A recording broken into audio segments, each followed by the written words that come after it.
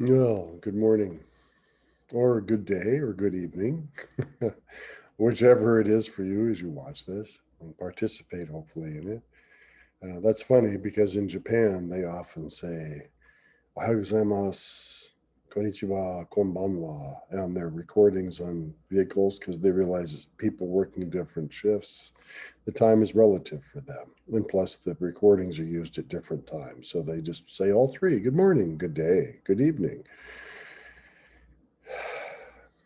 I'm sitting here in a motel room in a suburb of Pennsylvania on my trip around America, and the refrigerator in my room makes a lot of noise and is doing something, but it doesn't work. It doesn't do its job. It's not cooling anything.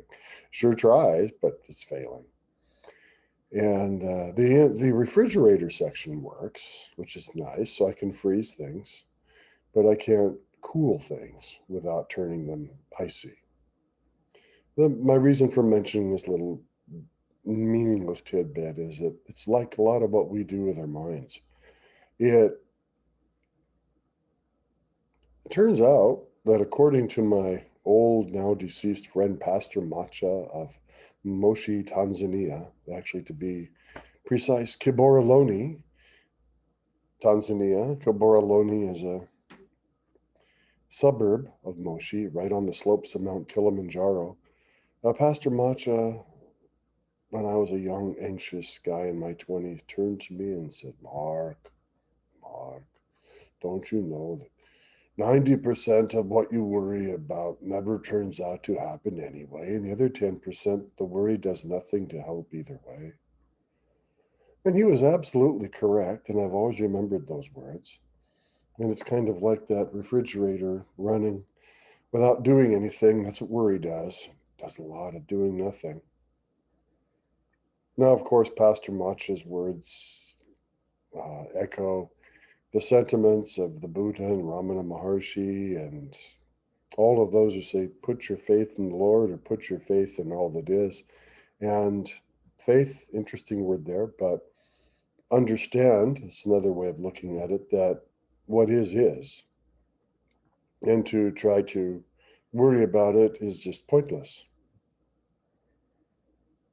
Uh, there was a character in a recent Tom Hanks movie, a spy movie about Soviet Union versus US. And in it, the Soviet spy who was caught in America, Tom Hanks asked him a few times, don't you worry? And the Soviet spy goes, would that help?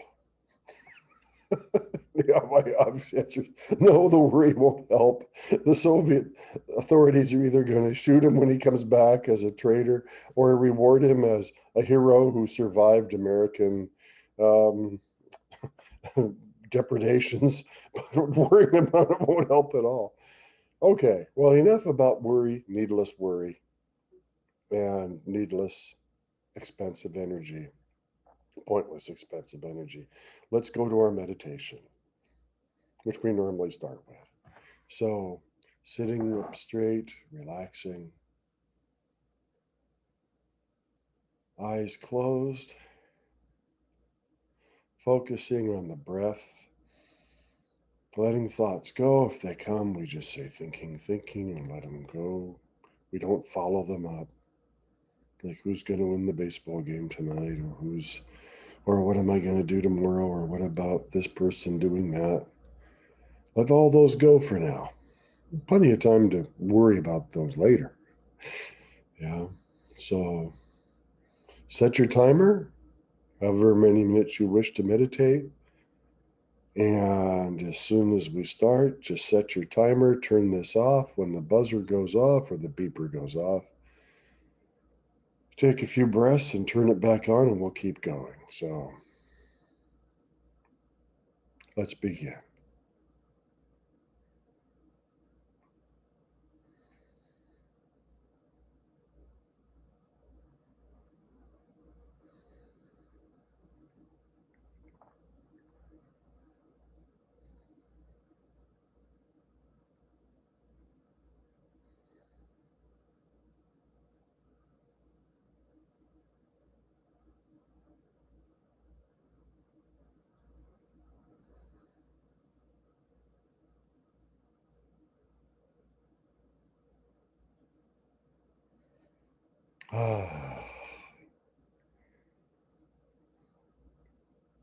Did I even mention that this is the Sunday, October 18th, 2020, online meeting of the Natural Right Sangha? I don't think I mentioned the date, but okay, now I've mentioned it.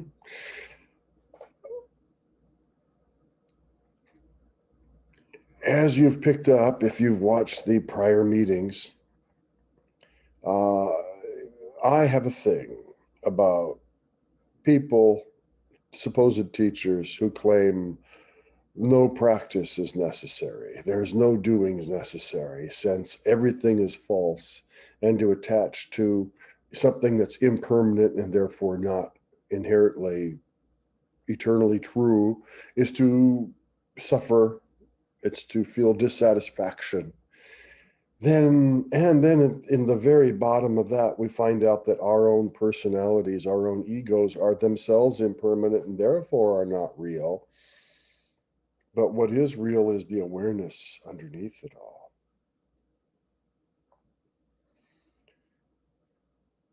And then some people argue about whether it's the awareness or the void of the Buddhist, which comes first, the chicken or the egg. And what does that awareness really entail? Is it, oh, well, my goodness. Yeah. When we get that deep, if you get there and that's your biggest question, you're doing great. Then you're sitting up there with the Buddhas and Ramana Maharshi. And if that's your only question left, then salutations. But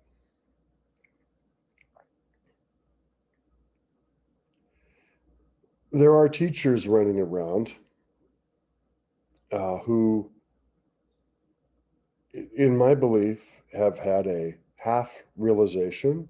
They've had an awakening of some sort, but not the full deal. They certainly haven't processed it fully. They certainly haven't worked through their samskaras and vasanas. They certainly haven't gone to real teachers and asked questions about it so they know what's really going on, who have become quite prosperous and quite well known by claiming that no practice is necessary. Right. And they would say that, it's either going to happen or it's not. So don't do anything, just sit back and do whatever you do in your life because it's all okay. And so no need to meditate, no need to do mantras, no need to go anywhere, talk to anybody, go to satsangs, do any sort of pilgrimage, nothing. Well, on one level, they're not wrong. Okay, but at another level, they're so full of crap that it's ridiculous. Um, Being we're here in these bodies, and we are here in this apparent real world, which isn't, but is for the moment for us.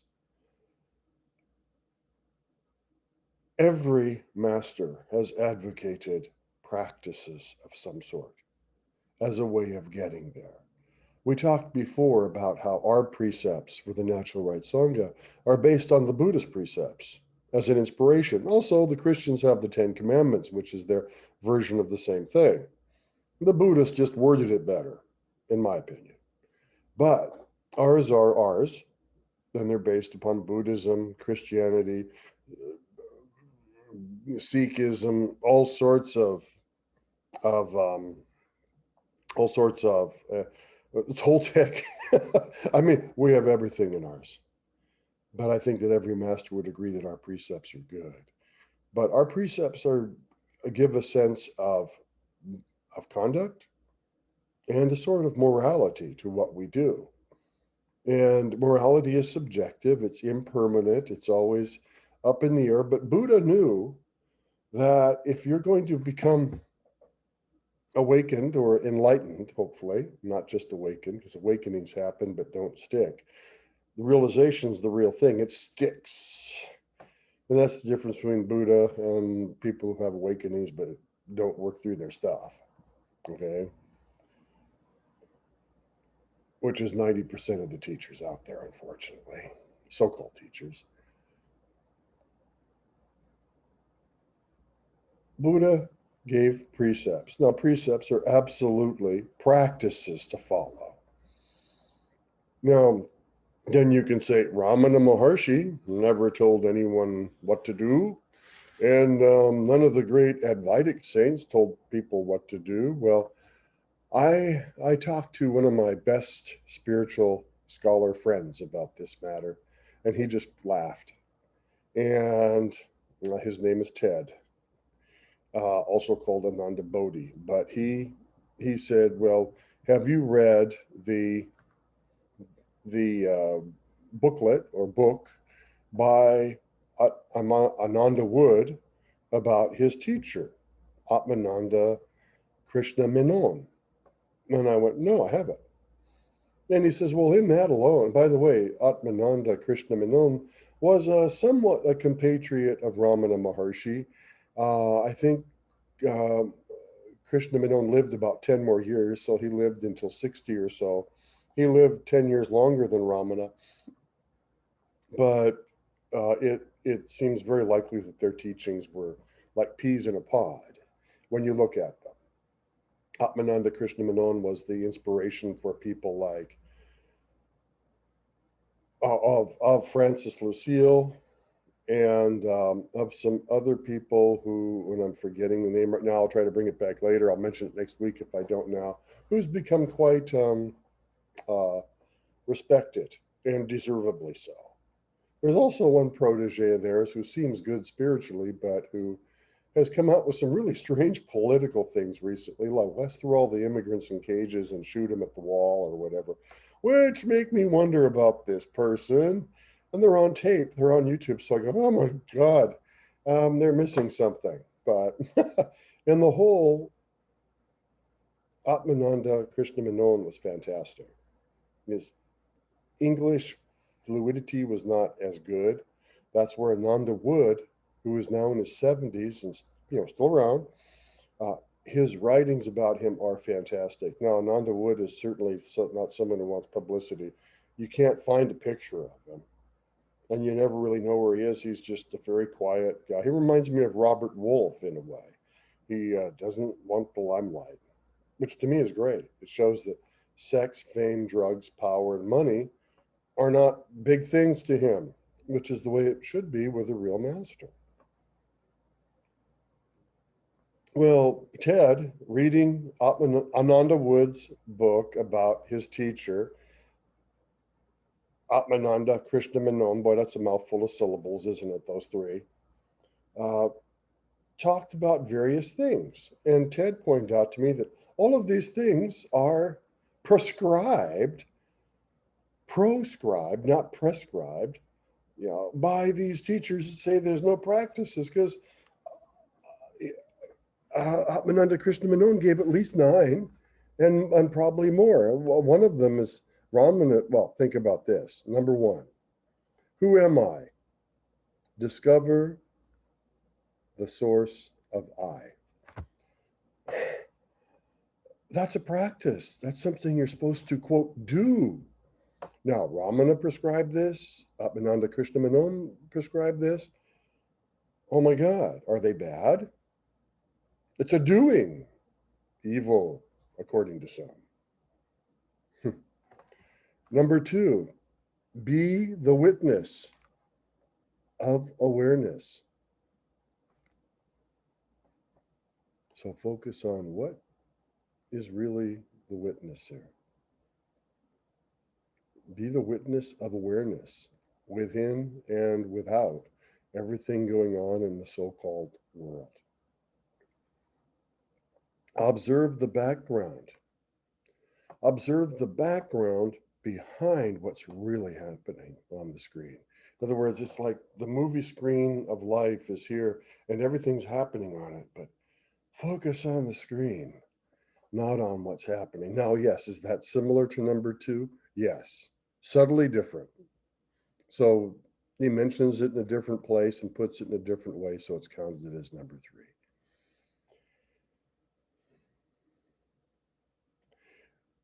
Resolve all objects into awareness. Now, when you look at all objects and you resolve them into awareness, in one way, they will disappear into awareness. Sounds like something that happens to most people when they're high on a psychedelic drug. But it doesn't need the psychedelic drug to get there. And then you realize that the awareness is what's real. And the objects are all ephemeral. Now, here's this one. Atmananda Krishna Menon said it, but it was also a favorite expression of Punjaji, also known as Papaji, one of the most popular gurus with Western people until his death in the late 1990s, and still a very popular personage with many followers who are running around teaching allegedly his teachings in all around the planet. And we won't talk about them now. Some went really bad. Some are okay.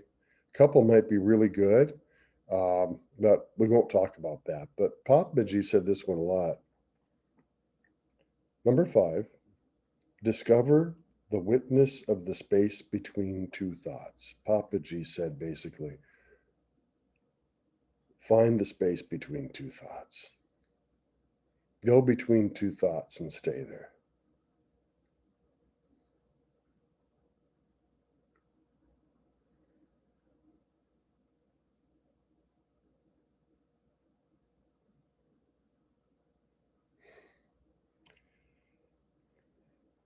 He says, then you got it. Number 6, inquire into the nature of the 3 states. Okay, now the 3 states, of course, are awake, dreaming while you're asleep, and deep sleep. And once you have done that, now you understand the only thing left is the truth. And the only thing common to all 3 of those states is the real state, basically. Number 7, do an inquiry at the relationship between happiness, desire, pleasure, and Ananda. Ananda meaning true bliss, true spiritual peace, true peace beyond words. So between happiness, desire, pleasure, and Ananda. Now, pleasure, of course, is ephemeral. Desire is desiring things of the world which are also ephemeral. Happiness? Which type of happiness are we talking about? Ananda or temporary joy? Number 8, observe how each moment disappears into the next from the viewpoint of awareness. Time. Observe how this moment dissolves into the next from the viewpoint of awareness.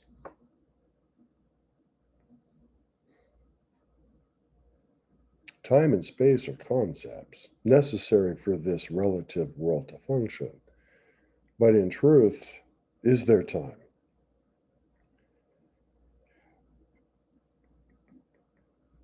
Now, do a lot of these sound like Zen koans?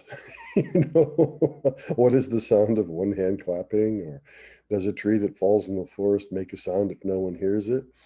I mean, do they sound similar? Yeah, I was thinking about that when I was writing this down as Ted was saying them, because Ted is much more fastidious than I am. I read through the article and I was fascinated, or the PDF, the booklet. It's a short book.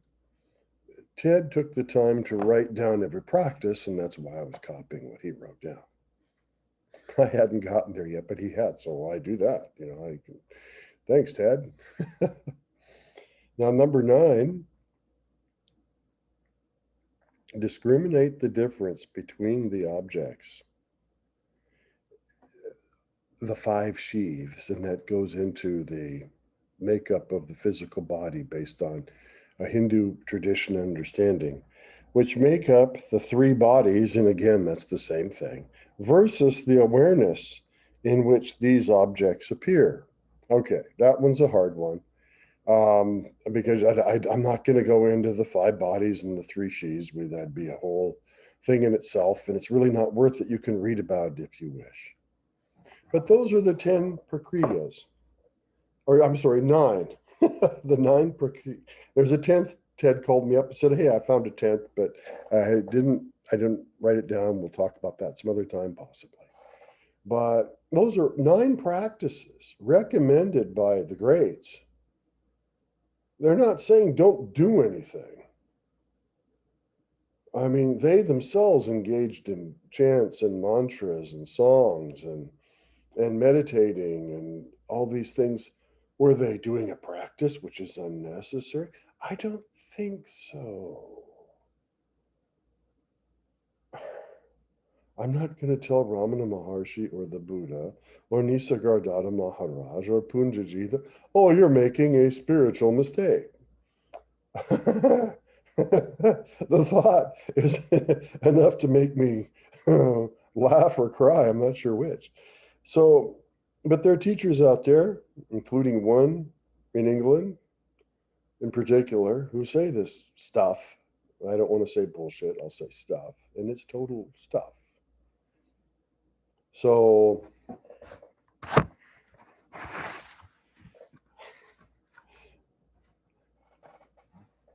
next week, I have a quotation about Tennyson for us, which is interesting. It's Atmananda Krishna Menon's take on some things that Tennyson, the famous writer in the English language, wrote.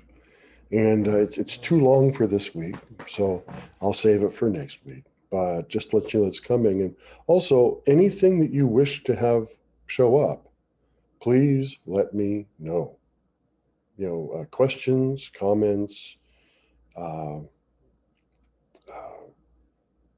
things you'd like to hear more about, things you wish I'd never said, whatever, please let me know at mark@naturalrightsangha.org.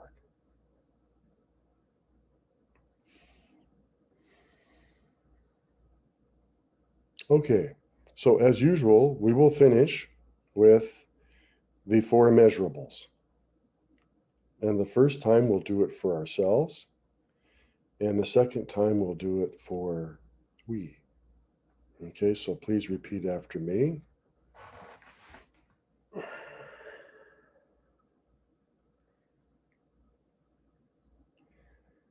May I have happiness in the causes of happiness.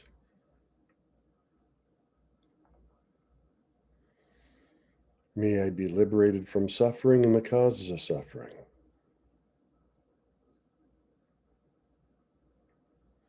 May I never be separate from the happiness that is free of sorrow.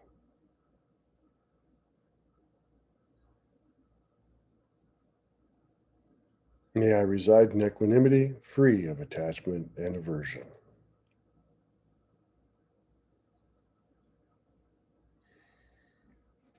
Okay, so now we'll do it for we. We can be you and everybody, every sentient being, your family, your loved ones, your friends, your wife, your husband, your boyfriend, your girlfriend, your kids, anybody or everybody. And choose one of them and look into their eyes. We do it. Look into their eyes.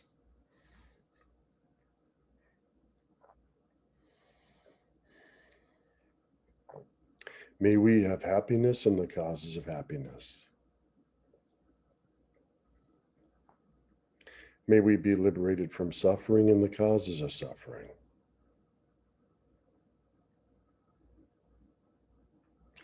May we never be separate from the happiness that is free of sorrow.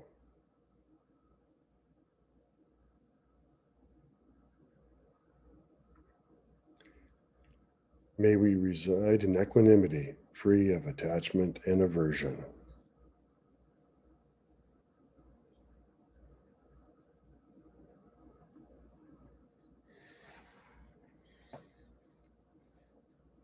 Well, thank you for being here this week. May this crazy time treat you well. Enjoy the fall leaves if you have them in your area. The beautiful colors are out. Where I am and where I have been in New England, they certainly have been. But hey, blessings always. Take care.